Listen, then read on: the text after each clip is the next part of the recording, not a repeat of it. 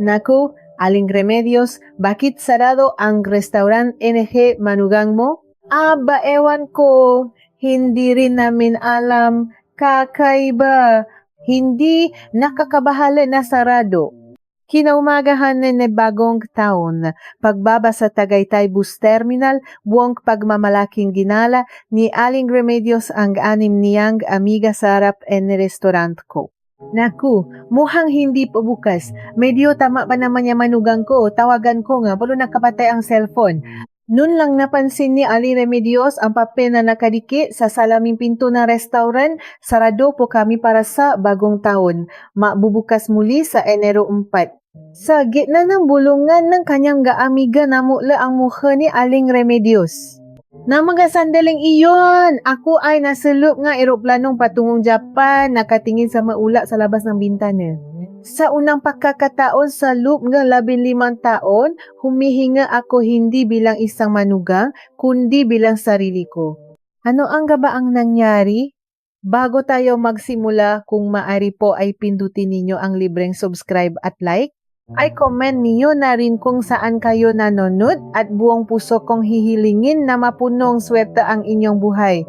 Heto na, sisimulan na natin. Nasimula ang lahat isang buwan bago ang bagong taon sa isang ordinaryong gabi ng Miyerkules. Gaya ng dati, nasa kusina ako ng restaurant at nahuhugas ng mahuling pinakainan. Habang kinukuskos ko ang mamantikang plato, napabuntong hininga ako sa katotohanan ng halos 70% lang ng target sales ang naabot ko sa araw na iyon. Namumula na ang makamay ko sa malamig na tubig at nananakit ang likod ko sa maghapong paktayo. Hello! Jasmine, ako to, si mama mo, ang boses ni Aling Remedios, ang biyenan ko, sa kabilang linya ay kasing tigas ng dati. Pinunasan ko ang basang kamay ko sa aking apron at sinagot ang tawag. Ay, Nay, napatawa po kayo. Tungkol sa bagong taon, bababa kami diyan sa Tagaytay, kaya mahanda ka, ha? Nang marinig ko ang salitang maghanda, agad akong kinutuban, napahinto ako sa paghugas at yumipit ang hawak ko sa cellphone. Sa Tagaytay po, kayo lang po ba, ne? Hindi, kasama ko maamiga ko, 6 kami, bababa kami lahat sa bagong taon, kakain tayo sa restaurant mo, at diyan na rin kami matutulog. 6? Inulit ko ang numero sa isip ko, 7 kasama si nanay. Sa bagong taon, sa restaurant ko, pero nay, sarado po ang restaurant ko sa bagong taon. Anong mahirap dun? May restaurant ka, di ba? Marami ka namang sangkap diyan. Sa umaga, lutuan mo kami nga espesyal na arroz caldo. Sa tanghali, mag-ihaw kang batangas beef stick. Yun lang. Para naman may pamalaki kita sam ga amiga ko. Arroz caldo, beef steak, 7 katao. Para lang nababasa ng menu si nanay sa natural na paraan ng pack order niya. Hindi ito pakiusap kundi isang utos. Maipamalaki kita. Ang salitang iyon ay umaling-aungaw sa aking tainga. Bago ako maging manugang, may-ari ako ng restaurant, isang small business owner na ginagawa ang lahat para lang makaraos sa araw-araw.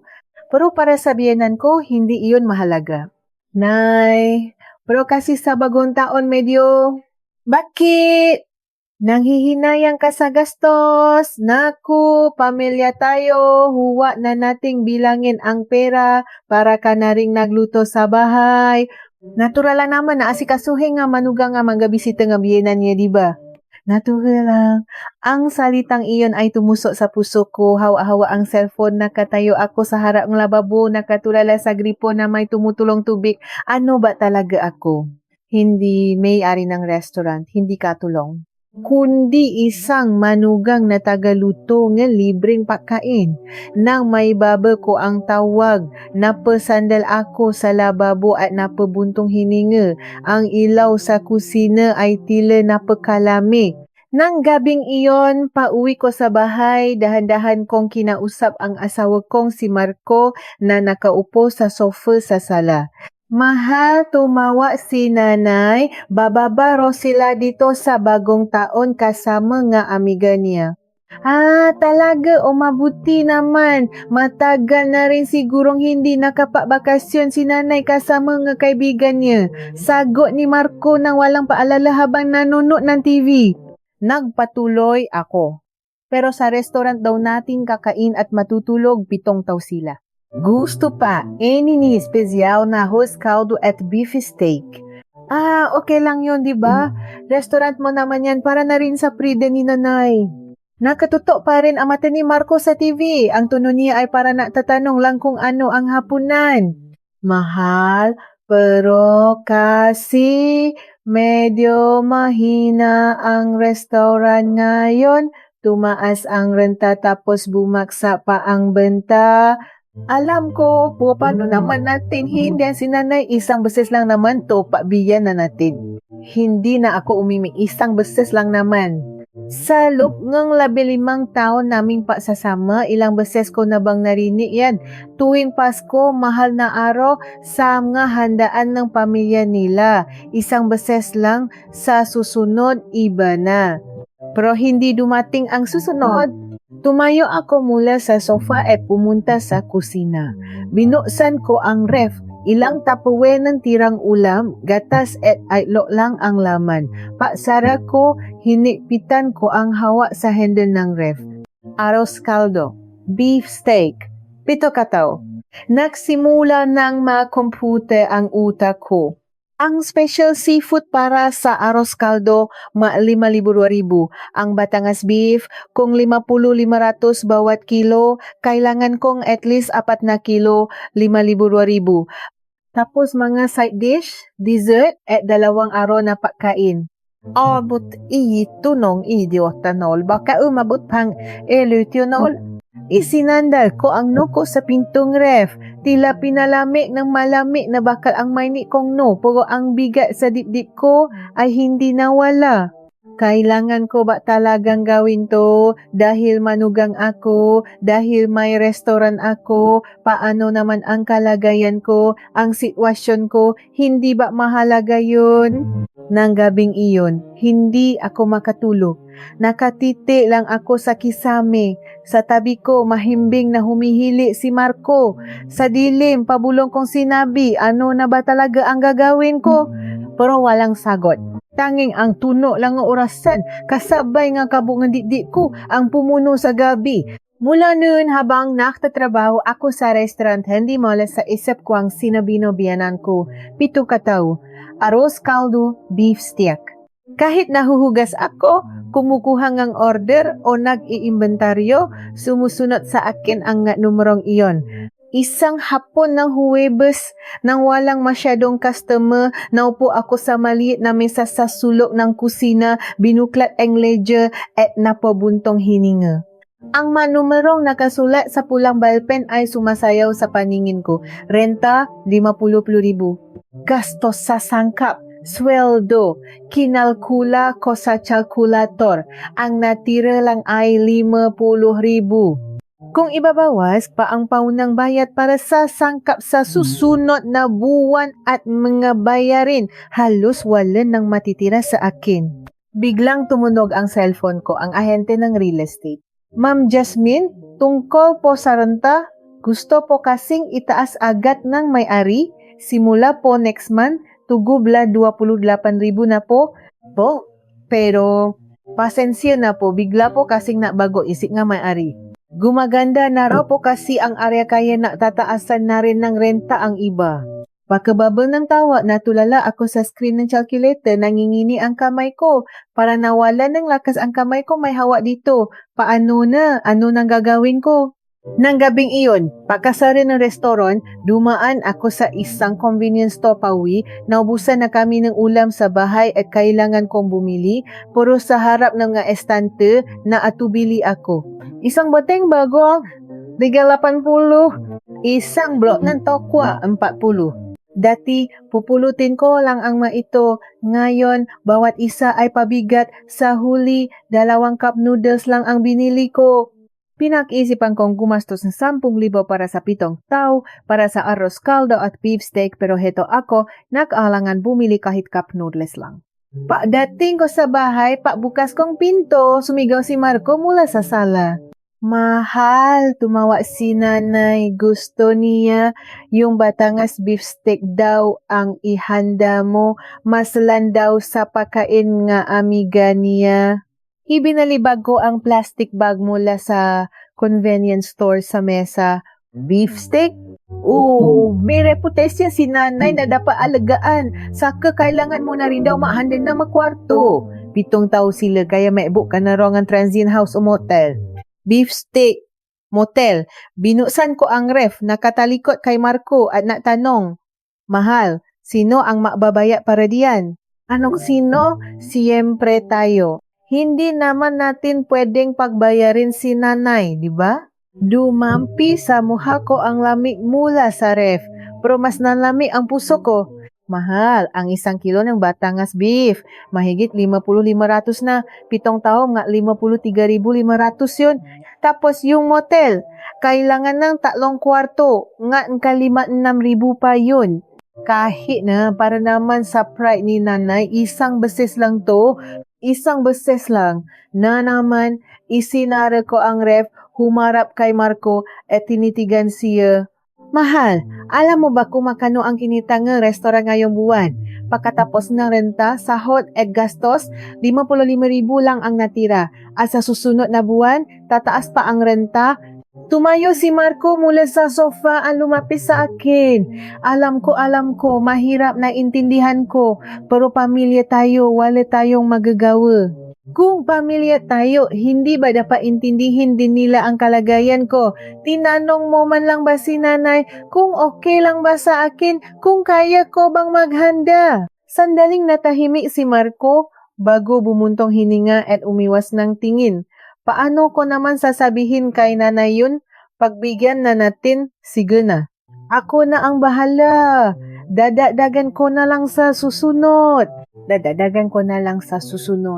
Isa pa yan sa mga narinig ko sa loob ng 15 taon. Pero hindi dumating ang susunod na iyon. Hindi na ako nagsalita at pumasok na lang sa kwarto. Pagkupo ko sa kama, binuksan ko ang cellphone at nakita ang notification ng balansa sa bangko.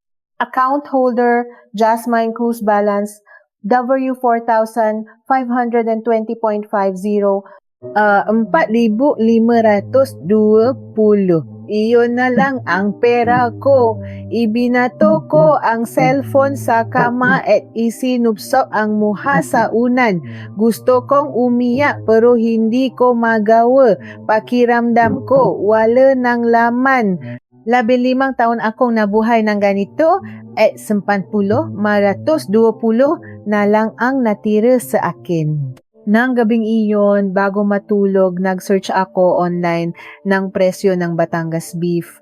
Prime rib eye, 1 kilogram, dak 1,500. 7 tao, kailangan kong at least 3 kilogram, 4,500. Motel, 56,000. Mga sangka pa, 52,000, halos 12,500. Sinara ko ang laptop at pabulong na nasalita sa dilim.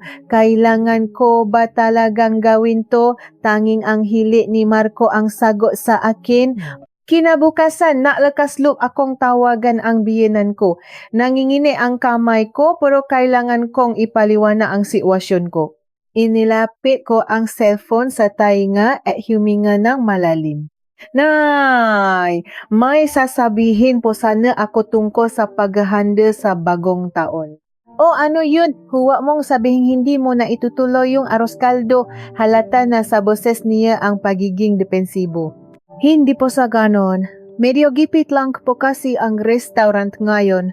Tumaas po ang presyong bilihin at renta.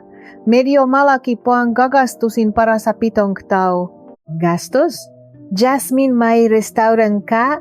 Diba? Gamitin mo lang kung anong meron diyan. Anong gastos pa sinasabi mo? Hinagat ko ang labi ko. Nay, kasi po yung seafood at Batangas beef, hindi ko po yan laging binibili. Aba, di bumili ka nga mas mura. Kung hindi Batangas beef, yung lokal na lang. Ang arte mo naman masyado. Para lang sa mga bisita ko, hindi mo pa magawa. Maarte. bumaon na naman ang salitang iyon. At saka ni, kailangan pa pong may book ng motel. Motel, diyan na lang sa bahay niyo. Hindi naman maliit yung bahay niyo. Dalawa lang po kasi ang kwarto namin. Naku, makabataan talaga ngayon. Noong araw 10 tao ka siya sa isang kwarto. Magtiis lang kayo, manugang ka, pero sinusumbatan mo ako. Nakakahiya ka. Sinusumbatan. Hindi ako makapagsalita. Ang pagpapaliwanag nga sitwasyon ko ay naging panunumbat. Hindi po sa. Tama na. Si Marco na lang ang kakausapin ko. Mas mabuti pang sana ko ako makipausap. Tut, binabaan niya ako nga telepono.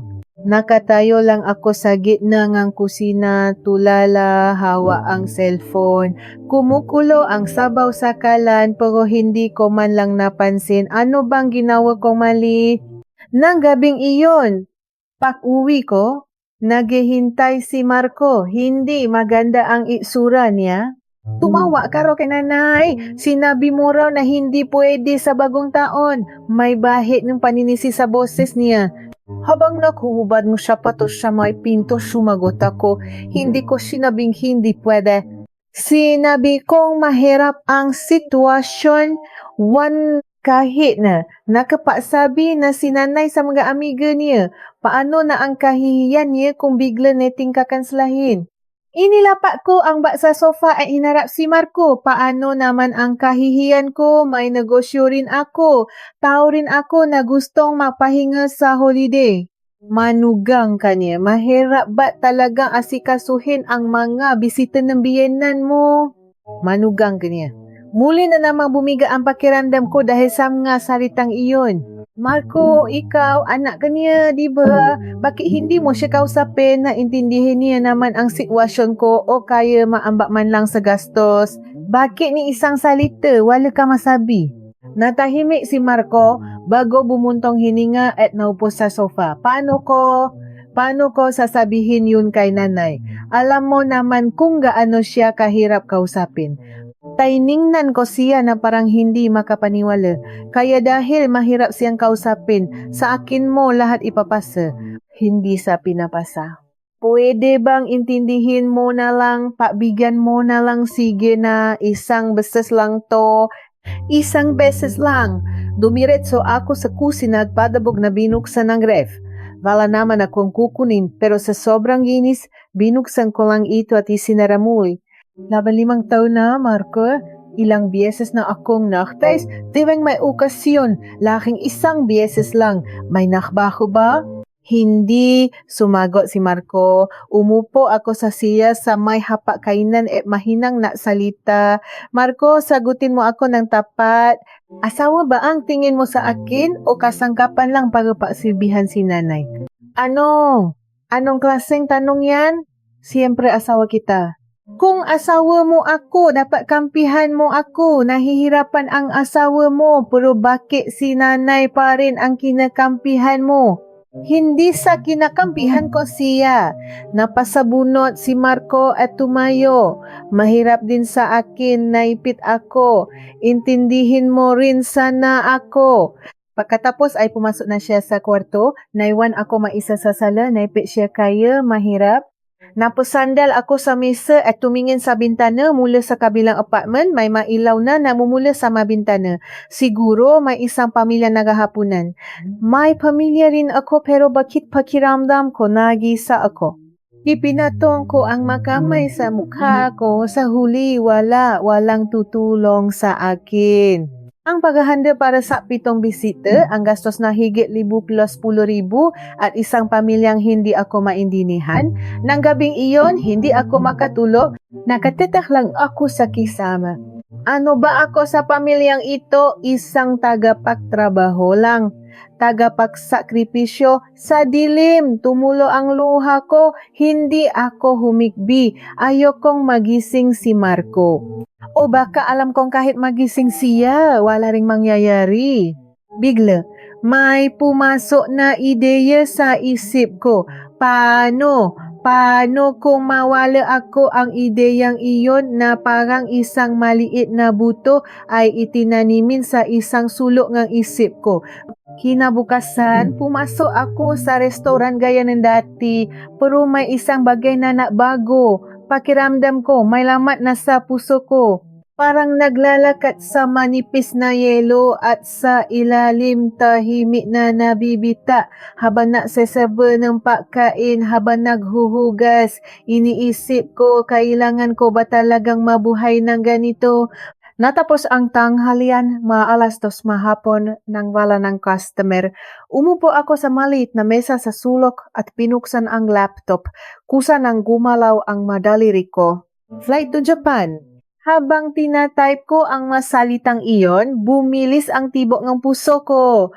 New Year holiday, Manila to Osaka, one way. Lumabas ang presyo sa screen, 94,500. Natulala ako. Halos presyo na tong 3 kilong Batangas beef. Napahinto ang kersengang mausabu now button. Isang click na lang. Pero nanginginig ang kamay ko. Gagawin ko ba talaga to? Biglang tumunog ang cellphone ko. Si Nanay. Jasmine ako to. Sa bagong taon, maga kaming darating diyan, kaya mga lasay ng umaga. Buksan mo na ang restaurant ha, Malino. Opo, Nay. Yung aros kaldo, matagal lutuin yan, kaya ihanda mo na ng maaga. Maslan ang amiga ko, ayaw kong mapahiya. Opo. Ay, oo nga pala. Linisin mo na rin ang kwarto.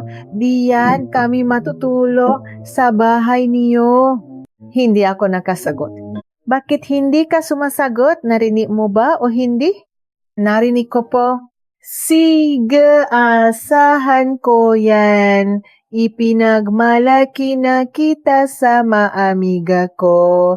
Kaya huwag mo akong ipapahiya ha? Toot! Ibinaba ko ang cellphone sa mesa at muling tiningnan ang screen ng laptop.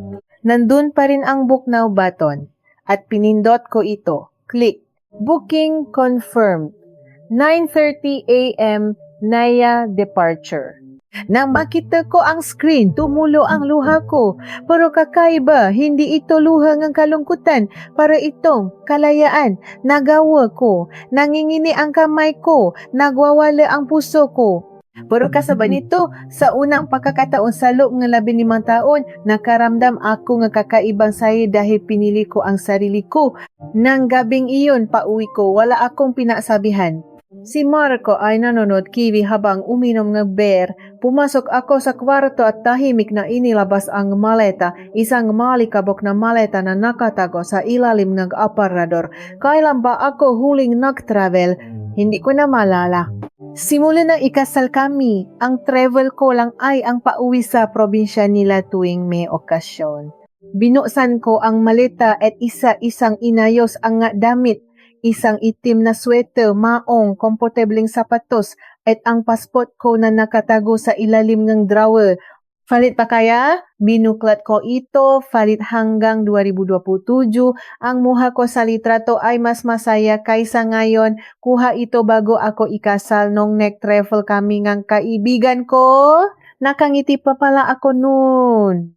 Isang linggo na lang bago ang bagong taon. Sunod-sunod ang tawa ni Nanay. Jasmine, nakabili ka na ba ng seafood? Dapat sariwa ha? Ang beef, dapat yung prime cut. Ang kumot, dapat malinis. Sa bawat tawa, ang sagot ko lang ay opo Nay. Pero sa tutulang wala akong inihahanda.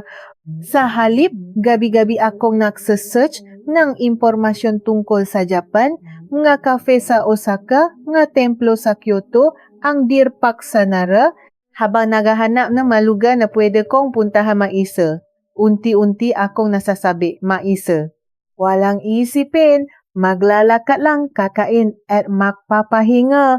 Bispras ang bagong taon, tinapos ko ang huling paglilinis sa restaurant at ibinaba ang shutter. Habang isinasara ang petlock, kumakabo ang dibdib ko. Bukas, wala na ako dito. Pauwi, dumaan ako sa convenience store at bumili ng isang onigiri para kainin ko bukas bago pumunta sa airport. Pagdating ko sa bahay, tulo na si Marco. Tahimik ako naligo inilagay ang maleta sa tabing kama. Nakase ang alarm ko nga alas 5 nga umaga. Ang bus papuntang airport ay alas 6.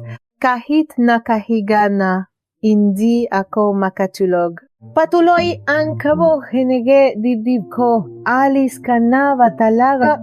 Alas 5 umaga, tumuno ang alarm. Agad ko itong pinatay. Gumalaw si Marco pero hindi nagising. Sa dilim, tahimik akong nabihis, dala ang maleta, lumabas akong kwarto, habang isinusuot ang sapatos, huli kong sinulyapan ang kabahayan. Ang bahay na tinirhan ko sa loob engay 15 taon. Bilang manugang asawa ina, pero sa araw na ito gusto ko maging sarili ko lang. Paglabas kong pinto, dumampi sa mukha ko ang malamig na hangin ng madaling araw. Dahan-dahan kong isinara ang pinto at bumaba ng hagdan, hindi ako lumingon. Sa taxi papuntang airport, pinatay ko ang cellphone. Pasensya na, pero ngayon lang, gusto ko mabuhay para sa sarili ko. Nang makarating ako sa departure area ng airport, pasikat na ang araw, hawak ang boarding pass, naglakad ako papunta sa security check. At sa huli, naisip ko ang biyanang ko na bumaba sa Tagaytay Terminal, siguro papunta na sa restaurant, sakay na taxi. Isang ngiti ang gumuhit sa labi ko. Sa unang pagkakataon sa loob na 15 taon, paninindigan ko ang desisyon ko. Alas 9 ngang umaga ngang bagong taon, ako ay nasa eroplanong patungong Japan, nakatingin sa labas, pero sa isip ko malinaw na ang nangyayari sa Tagaytay. Sa Tagaytay Bus Terminal, bumaba si Ailing Remedios o si Hena, kunin niyo na magagamit niyo. Malapit lang dito ang restaurant NG Manugang ko. Sumunod sa kanya ang 6 niyang amiga, hila-hila ang kanilang nga maleta. Naku, Remedios, may restaurant pala ang manugang mo. Ang galing naman, siyempre, ang manugang ko. Magaling magnegosyo dito sa Tagaytay. Masarap pa magluto. Punoga pagmamalaki ang poses ni Aling Remedios. Sumakay sila ng 2 taxi papunta sa restaurant ko.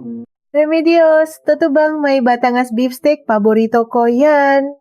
Oo naman, nasabi ko na sa kanya, almusal, espesyal na arroz caldo, tanghalian, Batangas beefsteak, aasikasuhin tayo ng husto, saluk ngang teksi, excited na ang nga amiga niya. 10 minuto, huminto ang taxi sa eskinita ng restaurant. Baba na. Dito na tayo. Unang bumaba si Aling Remedios, hila ang maleta. Pero pagkatapos ng ilang hakbang, napahinto siya. Ang shutter ng restaurant ay saradong-sarado. Kumurap-kurap si Aling Remedios. Baka nakamali lang siya. Tiningnan niya ulit ang signboard. Tama. Kusina ni Yasmin. Naku, Remedios, bakit sarado? Tanong NG isang amiga. Ano? Baka hindi pa bukas. Medyo tamat pa naman yung manugang ko. Tawagan ko nga. Pilit na gumiti si Aling Remedios at kinuha ang cellphone. Bahagyang nangingini ang nga daliri niya, pero sa harap ng kaibigan na kunwari siyang kalmado. Ring, ling, the subscriber cannot be reached. Kakaiba. Ulitin ko. Ring, ring. The subscriber cannot be reached. 1, 2, 3, 5 beses siyang tumawag pero walang sumasagot. Remedios, baka nasa bahay pa? Tawagan mo kaya sa bahay nila? Aka hindi maaari. Tinawagan naman ni Aling Remedios si Marco. Matapos ang ilang ring, sumagot si Marco. Ne, napatawa po kayo. Marco, nasaan si Jasmine? Hindi niya sinasagot ang tawag ko. Po? Si Jasmine po? Nasa restaurant na po yan, di ba? Hindi. Sarado ang restaurant. Wala ba siya diyan sa bahay niyo? Sandali lang po. Ni, titinan ko. Sa kabilang linya, narinig ang paghahanap ni Marco. Ni, wala po si Jasmine dito. Wala rin po yung maleta niya. Ano? Wala ang maleta. Saan siya napunta? Tumasang buses ni Alang Ramirez. Nagsimula nang magbulungan ang mga amiga niya. Bigla itinuro NG isang amiga ang pinto NG restaurant. Remedios may nakadikit na papel dong nakmamadalang lumapit sa Alang Remedios. Nakadikit ng isang off-year paper. Sarado po kami para sa bagong taon. Magbubukas muli sa Enero 4. Namutla ang muka ni Aling Remedios. Sarado? Naku, Remedios, paano na yung beefsteak natin? Niloko yata tayo. Kung masasara pala siya, sana sinabi niya agad. Lalong lumakas ang bulungan. Namula ang mukha ni Aling Remedios at muling tinawagan si Marco. Marco, sinara ni Jasmine ang restaurant. May nakasulat na sarado raw. Po, imposible po yang. Alam niyang darating kayo. Kaya nga, nasaan na siya? Hanapin mo siya ngayon din. Nangingini ang boses ni Aling Remedios, galit, pagkapahiya o pareho. Remedios, paano na tayo? Hindi pa tayo nag-almusal. Hahanap muna tayo ng ibang kainan. Pasensya na kayo ha, nakamariyata kung papapalaki sa manugang ko.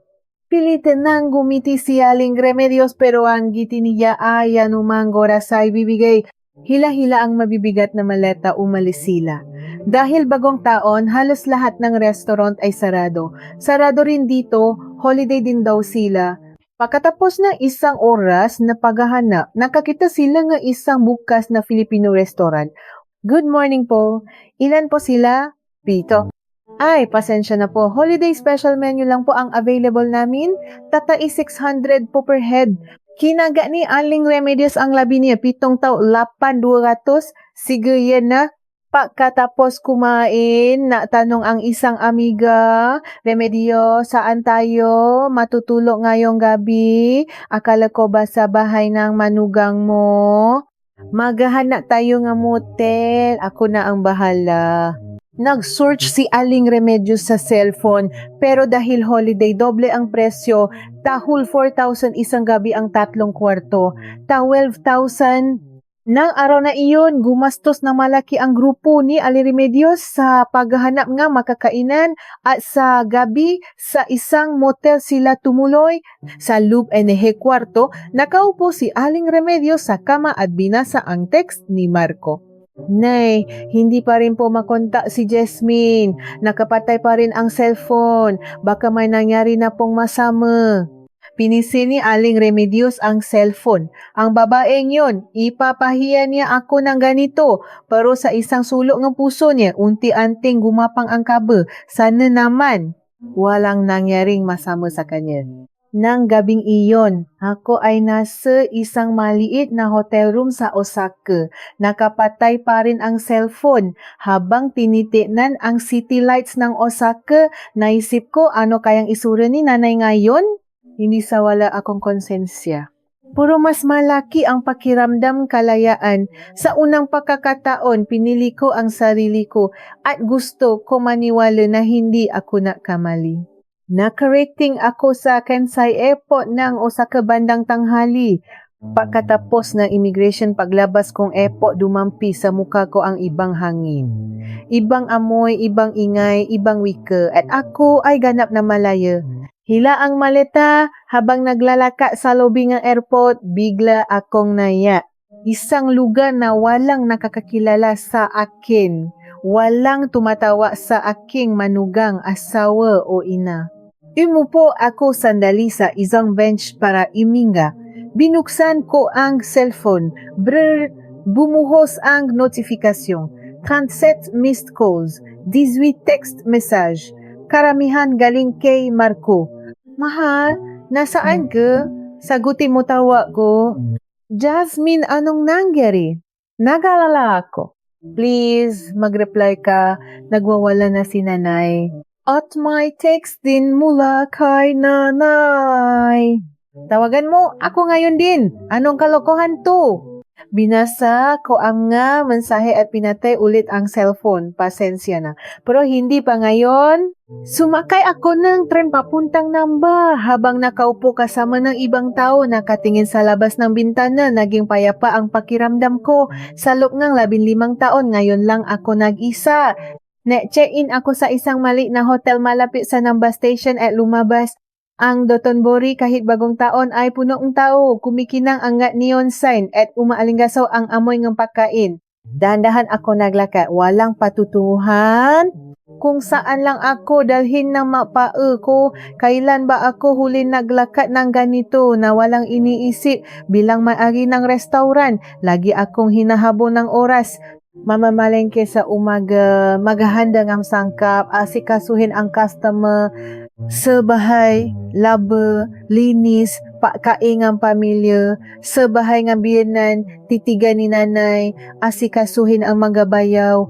Ni minsan, hindi ako nakapaglakad sa sarili kong bilis. Napahinto ako sa harap ng isang maliit na ramen shop. Sa salamin, nakita ko ang taong kumakain maisa. Pumasok kaya ako. Pagbukas ko ng pinto, isa nakangiting matandang Hapon ang sumalubong sa akin. Irashaimase, umupo ako sa isang sulok ng counter at tiningnan ang menu. Hindi ako marunong magbasa ng Japanese pero may mga litrato. Sumimasen, kore, itinuro ko ang tonkotsu ramen. Ilang sandali, inilapa sa harap ko ang isang mangkok ng ramen na may maputing sabaw. Hawa ang chopsticks, matagal kong tiningnan ang mangkok. Sa loob ng 15 taon, ngayon lang ako kakain maisa. Simula nang ikasal ako, lagi akong may kasabay. Ang asawa ko, maanak ko, ang biyenan ko, sa restoran kumakain ako ng patayo habang nahugas. Sa bahay, hinihintay ko matapos kumain ang lahat bago ako. Pero ngayon, ako lang. Sa unang subo ko, tumulo ang luha ko. Bakit ako umiyak? Ang tanga ko. Pero hindi tumigil ang luha. Habang kumakain ng ramen, tahimik kong pinunasan ang nga luha at doon ko naintindihan. Hindi ito kalungkutan. Ito ay ginhawa. Pwede pala akong maging ganito ka-comfortable. Pagkatapos kumain, lakat-lakat ulit ako. Lumubo na ang araw at mas naging maliwanag ang mga neon sign. Umupo ako sa isang bench sa isang maliit na parke at pinanot ang mataw. Mga makasintahan, pamilya, mga naglalakad mag-isa. Isa lang ako sa kanila. Hindi manugang, hindi asawa, hindi ina. Isang tao lang. Binuksan ko ulit ang cellphone. Muling bumuhos ang notifications. Isang text mula kay Marco ang nakakuha ng atensyon ko. Jasmine, nahirapan daw si nanay sa Tagaytay. Hindi sila makahanap ng kainan at sa motel lang natulog. Alam mo ba kung gaano siya napahiya dahil sa'yo? Hinawakan ko ng mahigpit ang cellphone. Napahiya? Ako sa loob ng 15 taon. Gaano karaming beses ako napahiya. Pero hindi ako nagalit. Naging kalmado ako. Ngayon, alam ko na hindi sila makbabaho. Kailanman, nag-reply ako ng maikling text kay Marco. Okay lang ako, babalik ako pakalipas ng 3 araw. At pinatay ko ulit ang cellphone. Kinabukasan pumunta ako sa Kyoto. Dahan-dahan ako naglakad sa Kinkakuji, Golden Pavilion at pinagmasdan ang hardin. Sumisilip ang araw sa mga puno at sa bawat ihip ng hangin, kumakaluskos ang matuyong dahon. Habang naglalakad ka sa mga ibang turista, naisip ko, gusto ko palang ganito. Nakalimutan ko na kung ano ang magusto ko. Nagluluto ako sa palasa ng biyenan ko. Nanonood ng drama na gusto nga asawa ko. Naghahanda ng pagkain na gusto nga anak ko. Pero ako, hindi ko na alam kung ano ang gusto ko. Pero sa sandaling ito, alam ko na gusto kong tahimik, gusto kong mabagal na paglalakad, gusto kong walang tumatawa sa akin. Sa isang tea house, umorder ako ng matcha.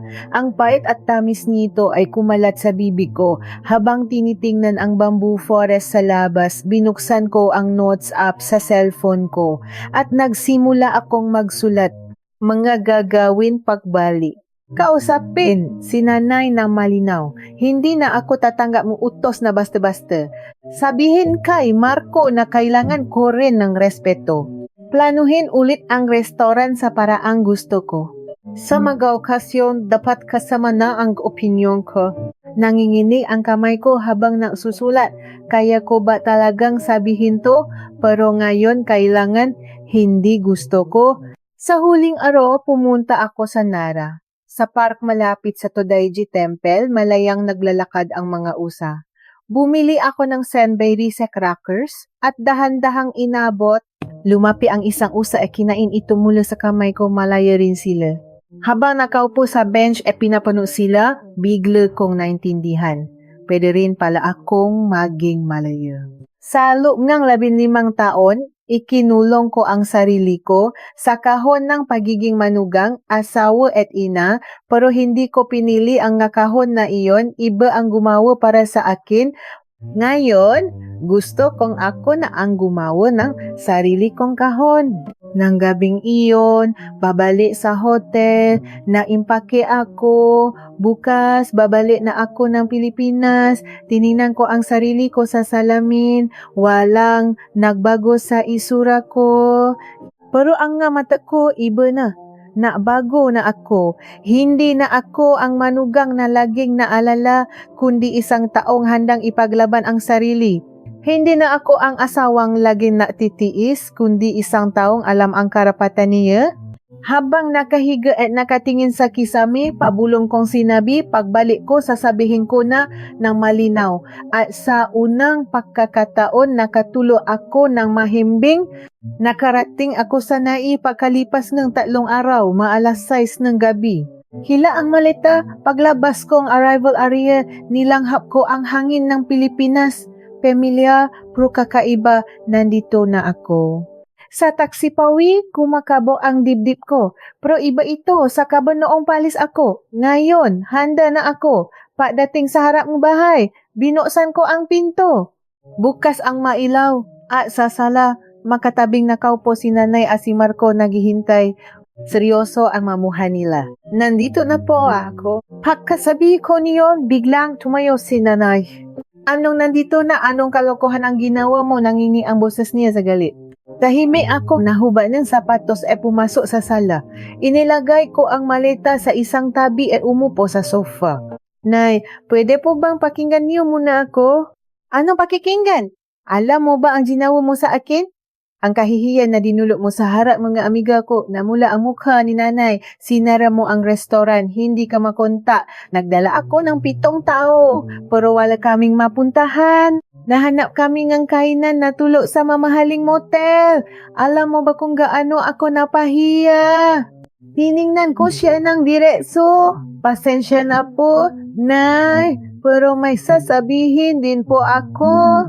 Anong sasabihin mo? Anong karapatan mong magsalita ngayon? Sumingit si Marco. Mahal, alam mo ba kung gaano nahirapan si nanay? Kung gaano nakagulo ang pamilya natin dahil sa iyo?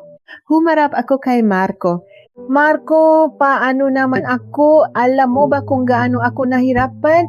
Nasa gitna ng pagkalugi, pinahanda mo ako para sa 7 taon na abutin ng higit 10,000 ang gastos. Alam mo yun, pero ang sinabi mo lang, isang beses lang naman. Nanigas ang mukha ni Marco. Muling sumigaw si nanay. Kung nahirapan ka, sana sinabi mo. Bakit ka basta-basta umalis papuntang Japan? Sinabi ko po. Nay, mahinahon pero matata kong sagot. Sinabi ko po sa telepono na mahirap ang sitwasyon. Pero anong sabi niyo? Maarte raw ako. Gamitin ko lang daw kung anong meron. Sinusumbatan ko raw kayo. Kakahit na? At ikaw, Marco, tinitigan ko siya. Hindi mo man lang masabi kay nanay, pero sa akin, lagi mong sinasabing magtiis ako. 15 taon, laging isang beses lang. May nagbago ba? Natahimi ang sala, nangingini ang labi ni nanay, kakahit na manugang ka pa rin. Pinutol ko ang sasabihin niya. Nay, tawrin po ako bago ako maging manugang, isa po akong tao. Mahalaga rin ang oras ko at may halaga rin ang pagod ko. Pagod? Pamilya tayo, anong pagod ang pinagsasabi mo? Kung pamilya po tayo, hindi po ba dapat mas nirerespeto natin ang isa't isa? Dahan-dahan at malinaw kong sinabi. Nay, minsan niyo po ba akong tinanong kung may oras ako sa bagong taon? Kung kaya kong maghanda, hindi po di ba? Inutos niyo lang. Darating kami, pito kami, magluto kanya arroz caldo, magihaw kanya beefsteak, maganda kanya kwarto. Lahat pautos. Hindi makapagsalita si nanay, napatuloy ako. 15 taon po akong naging mabuting manugang. Tuwing may okasyon, nagluluto ako. Nag-asikaso, walang reklamo. Pero, Nay, lumunok ako. Minsan niyo po ba akong pinasalamatan? Sinabing salamat sa pagod mo? Wala po. Laging natural lang yan. Dahil manugang ako, natural lang. Hindi. Tumayo ako at hinarap siya. Hindi po natural yun. Hindi po libre ang pagod ko. Mahalaga po ang oras ko. At mula ngayon, huminga ako ng malalim at malinaw na sinabi, tatanggihan ko na po ang anumang plano na hindi muna isinasangguni sa akin. Ano? Namutla ang mukha ni nanay. Kung gusto niyo pong pumunta, tanungin niyo po muna ako kung kailan ako pwede at kung ano lang ang kaya kong ihanda, pero hindi na po ako tatanggap ng basta-basta na lang na utos. Sinasagot mo na ako ngayon. Opo, tinatanggihan ko na po. Biglang tumayo si Marco. Jasmine, anong sinasabi mo kay nanay? Humarap ako sa kanya. Marco, para rin sa iyo to. Mula ngayon, kung may ipapagawa si nanay sa akin, kausapin mo muna ako. At kung sabihin kong nahihirapan ako, sabihin mo yan sa kanya. Huwag mo akong laging sasabihan na matis. Nagbago ka na, Enga? Mape na engumiti si Marco. Oh, nabago na ako. Tumango ako. 3 araw akong maisa at marami akong naisip. Bakit ako nabubuhay ng ganito? Ano ang natitira para sa akin? At naintindihan ko, walang kwenta ang isang relation kung saan hindi ako nirerespeto. Natahimik ang sala. Si nanay nakaupo sa sofa tulala. Si Marco nakatingin sa labas, kinakagat ang labi. Kinuha ko ang maleta at naglakad papuntang kwarto. Pagod po ako. Magpapahinga na ako. Nay, ay po gahanda ko po kayong almusal bukas. Pagsara kong pinto, narinig ko ang boses ni nanay. Marco, nababali na yung asawa mo. Hiwalayan mo na yan. Pero hindi na ako natakot. Umupo ako sa kama, binuksan ang cellphone at ang notes app. Mga sinabi ko ngayon. Hinilipan ko. Tatangihan ko na ang planong hindi isinangguni sa akin. Bago ako maging manugang, tao muna ako. Nanginginig ang kamay ko, pero ngayon, hindi dahil sa takot, kundi sa tagumpay, nagawa ko, nasabi ko na tumingin ako sa labas na bintana at bumulong. Simula na to, ang simula ng buhay para sa sarili ko.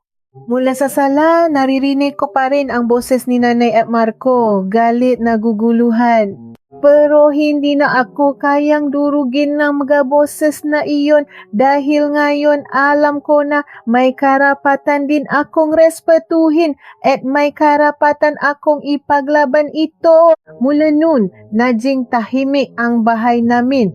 1 linggo, hindi ako kinausap ni nanay. Si Marco, iniwasan ang tingin ko. Isang malamig na katahimikan, pero hindi ako natina. Tuwing umaga, tumitingin ako sa salamin at sinasabi sa sarili, tama ang ginawa mo, may karapatan kang respetuhin. Pagkatapos ng isang linggo, umuwi na si nanay sa Maynila. Bago umalis habang nagsasapatos, lumingon siya sa akin. Nagbago ka na nga, walang gali o paninisi sa boses niya. Para itong pag-amin? Opo, nay. Nagbago na po ako, mahinahong kong sagot. Tinitigan niya ako sandali bago tumalikot at umalis. Ilang buwan ang lumipas. Unti-unting nabago ang relasyon namin ni Marco. Noong una, may lap, pero hindi na ako laging napaparaya. Mahal, hindi ba dapat pumunta tayo sa kanila nanay sa Sabado, birthday ni tatay? Bakit? Pwede ka namang pumunta mag-isa. May aasikasuhin ako sa restaurant. Dati, siguradong sasama ako. Ngayon, ako na ang pumipili. At unti-unti, natanggap na rin ito ni Marco. Isang gabi, maingat siyang natanong, Mahal, galit ka ba sa akin? Nagalit ako. Sobra. Pasensya na. Marco, pinunasan ko ang kamay ko. Pwede ka pa namang magbago. Respetuhin mo lang ako bilang asawa mo. Huwag mo laging kampihan si nanay. Tumango siya. Mula noon, may maliliit na pababago. Bago ang Pasko, si Marco na ang unang natanong, Mahal, anong dadalhin natin sa kanila nanay? Kung ano lang ang comfortable para sa iyo. Kapa tumatawa si nanay. Si Marco na ang sumasagot. Nay, busy po si Jasmine. Ako na lang po ang masasabi sa kanya. Maliit na pababago pero para sa akin napakalaki. Lumipas ang tagaraf at papalapit na ang Pasko. Isang gabi sinabi ni Marco, Mahal, nag-text si nanay. Ano Raf? Gusto raw niyang bumaba dito sa Tagaytay sa Pasko, pero tinatanong niya muna kung okay lang daw ba? Napahinto ako sa paghuhugas. Tinatanong niya muna, kakaiba ang naramdaman ko. Ilang araw daw? 2. Ilan sila? Si nanay lang mag-isa. Naisip ako sandali at sinabi ko kay Marco, Mahal, pakisabi kay nanay, okay lang ang 2 araw pero 1 meal lang kada araw ang kaya kong ihanda. Yung iba, sa labas na lang sila kumain o yung simple lang. Sigurado ka? Pwede ko talagang sabihin yan? Oo naman, may trabaho rin ako at kailangan ko rin ng pahinga. Nagatubili si Marco pero tumango at tinawagan si nanay. Narinig ko ang usapan nila. Nay, sabi po ni Jasmine, okay lang daw po ang 2 araw, pero 1 meal lang daw po kada araw ang kaya niyang ihanda. Katahimikan. Opo. May trabaho rin po kasi siya at kailangan din niyang magpahinga. Muling katahimikan. Seka po, kanuna lang po. Pakababangan tawa, tumingin sa akin si Marco, pumayak si nanay. Ganun na lang daw. Gulat akong napatingin sa kanya. Talaga? Oh, at magbibigay raw siya ng pambaya sa pagkain. Ano? Sabi ni nanay, pambawi raw sa pagod mo. Sa sandaling iyon, halos maya ako. Hindi dahil sa pera, kundi dahil sa pakilala sa pagod ko. Araw ng Pasko, bumaba si nanay sa Tagaytay mula sa terminal na taxi siya papunta sa amin. Nandito na po ako, Nay. Mabuti naman anak, kamusta ka? Isang formal na bati pero hindi na kasing lami nga dati. Inhati ko siya sa kwarto at naghanda ng tasaa. Nay, ako na po ang maghahanda ng hapunan. Bukas po, pwede kayong kumain sa labas para sa almusal at tanghalian? Sige, kanuna lang. Tumangho si nanay, walang reklamo. Habang naghahanda ng hapunan, pumasok siya sa kusina. May tutulong ba ako? Nagulat ako. Okay lang po, Nay. Kaya ko na po. Siya. Tumayo si nanay sa may pinto. Pinanood ako at mahinang nagsalita. Jasmine. Po? Nay? Napapagod ka ba? Napahinto ako. Tinanong ako ni nanay nito. Medyo po. Okay lang. Huwag mong masyadong pagurin ang sarili mo. Bumalik na siya sa sala. Tinitigan ko ang mga gulay sa sangkalan. Naramdaman kong naiinit ang mata ko. Naalala sa akin si nanay. Pagkatapos na hapunan, naglabas si nanay ng isang sobra. Oh, heto pamayat. Tanggapin mo. Nay, hindi. Nararapat lang yan. Pinapaguran mo, nasa loob ang 55,000. Dati, libre lang. Ngayon, may bayad na. Salamat po, ni.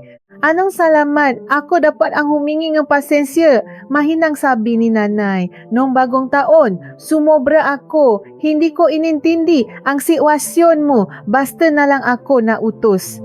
Pinag-isipan ko rin. Masyado kitang binalewala. Akala ko dahil manugang ka, obligasyon mo ang lahat. Hindi ko man lang tinanong ang nararamdaman mo. Huli na pero pasensya na. Pinigilan ko ang luha ko at tumango. Okay lang po, Nay. Salamat po at sinabi niyo po yan ngayon. Nang gabing iyon, habang nakahiga, naisip ko hindi pa ito perpekto. Minsan, babalik pa rin si nanay sa dati. Minsan, magkakamali pa rin si Marco. Pero ang mahalaga na bago na ang direksyon. Ngayon, hindi na ako lagi natitiis. At ngayon, sinusubukan na nila akong intindihin. At higit sa lahat, nirespeto ko na ang sarili ko. Kinabukasan, habang hinahati si nanay sa terminal, sinabi ko, Nay, punta po kayo ulit. Sabihan niyo lang po ako para makapaganda ako. Sige, hindi na ako masyadong dadalo. May trabaho ka rin. Hindi po, okay lang po. Basta po, isipin niyo rin po ako. Isang ngiti ang gumuhi sa labi ni nanay. Sige, naintindihan ko. Naiwan ako maisa sa terminal.